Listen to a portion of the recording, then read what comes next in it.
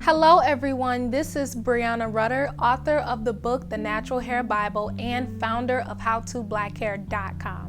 And for these special videos, I love to answer all of the questions you all send me via email. So if you have any questions that you would like for me to answer, be sure to check out the description box below for additional information. So we're going to get right on to the topic of this video. And the topic of this video is about thinning hair. A lady named Shanique emailed me a message and she told me that she always gets sew-ins, she's always gotten them done, they've never been a problem for her, but what she's noticing is that she's starting to thin around the edges of her hairline. So as soon as I read this, I knew automatically that a lot of you ladies and gentlemen would really benefit from this video, because this is a very common thing that a lot of you may have faced one time or another, or you know someone who has went through a cycle of having thinning edges. So Shanique, I'm so glad you emailed me, because I'm going to help you out and I'm going to tell you all the things that you want to look out for and the things that you want to incorporate to help your hair to get back thicker, like what you said in your email. So one thing that I really want to always clarify is that anytime you get your extensions done, make sure that they are installed very comfortably. You should be able to turn your head at any angle. You should be able to lift your head up and down without it hurting. If it hurts at all, that means a certain area has been braided too tight, or you're just really sensitive. But even if you're tender-headed and sensitive, your hair is still braided too tight if it's uncomfortable. So really stress to your hairstylist when anything feels painful is that they can alleviate that for you. So as your braider is really getting in there and breaking down your braid pattern for your sew-in and it hurts, tell him or her to please let up on the pressure just a little bit, because it's a little bit uncomfortable. You like how everything is going so far, but it's just becoming painful. And if that person has a problem, move on, because you have to keep your hair and it's not worth the money you're investing into it if you're going to be losing your edges. So please, stylists out there, pay attention to your clients and do what's comfortable for them, because they're telling you what they ultimately want. And as a client, it's definitely your responsibility to let your stylist know if your braids are braided too tight. So she didn't say that her braids were too tight. She just said that she's always gonna sew-in done, but she's noticing that her edges are starting to thin out. So I assume that it's not her braid pattern that hurts or the way that it was sewn in, but I know that that's one thing that really affects a lot of people. So that's why I really wanted to say that first. But also the next thing that I want to mention that people don't ever pay attention to, and it's not a problem, but it can become a problem and it's easily fixed. When you notice that your edges are thinning, it's time to do a new braid pattern. That's how you can fix thinning areas on your hair, especially if your hair isn't too braided too tight, is that you want to change your braid pattern.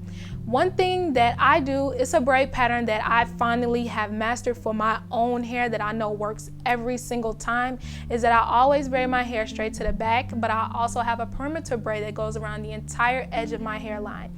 I do the same braid pattern when I'm doing a partial sew-in or a full sew-in, and I suggest that you try this braid pattern to see if it's one that you can permanently stick with.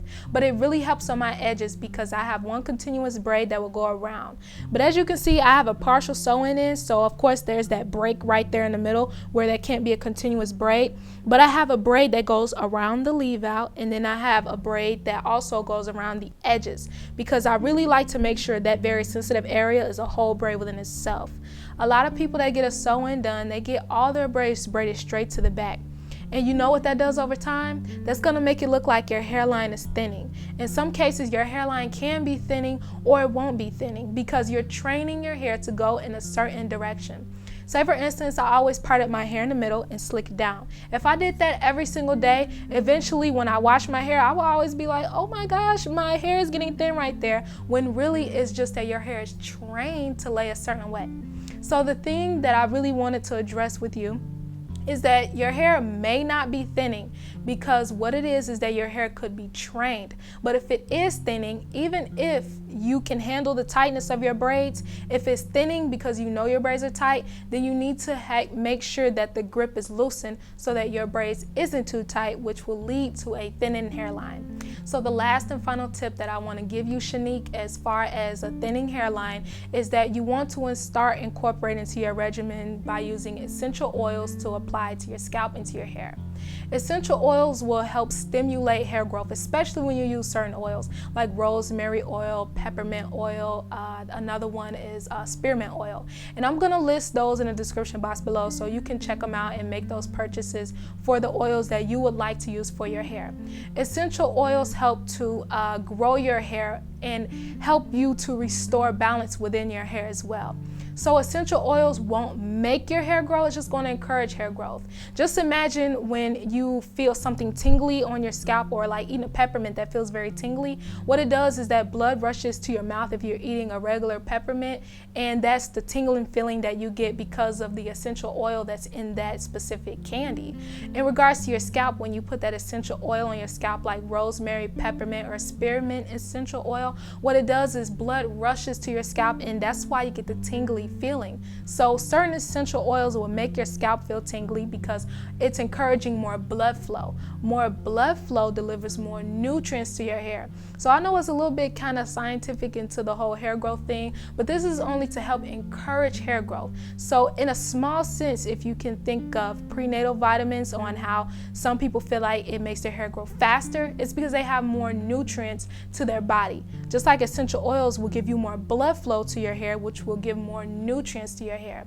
So what I suggest is you use some type of carrier oil plus essential oil to help massage on your temple area and on your hairline. A carrier oil is a regular oil that you would use to help moisturize your hair or lock in moisture, which would be coconut oil, jojoba oil, olive oil, shea oil, any type of nut seed oil that you would use for your hair. Just put a couple drops of essential oil into that mixture. Make sure that it doesn't irritate your scalp, but just give you just a tingly feeling so it can help promote hair growth. So with all those tips, be sure to keep them in mind. If your braids are too tight, you have to loosen your grip. If you have always had the same braid pattern, you have to have a different braid pattern. And if you have done all of that, but you still need help getting your hair to grow a little bit more thicker or to just help encourage more hair growth, use essential oil with your favorite hair oil to help generate more blood flow to that area. So Shanique, I hope that has helped you out and that you could take those tips and incorporate them into your journey of your hair. And also for all of you watching, I hope that video has helped you as well. Be sure always to check out the description box for anything that I talk about in my videos so that you can see the different products that you would like to use or other recommendations as well. So thank you all so much for watching, and as always, I will see you all in my next video.